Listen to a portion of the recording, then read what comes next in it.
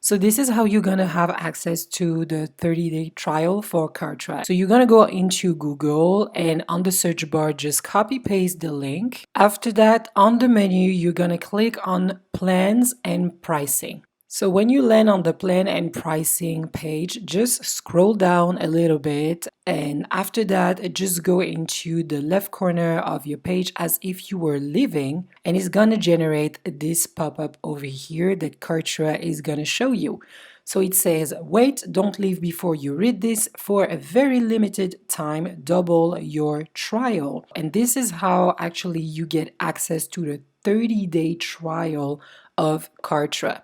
So after that, you're gonna click yes, double my trial, and start to create your free Kartra account, and you will be able to try the platform with all of the features for 30 days. Only do this step when you are ready to create your account, because if you click no or if you just close the pop-up, it might not generate it again.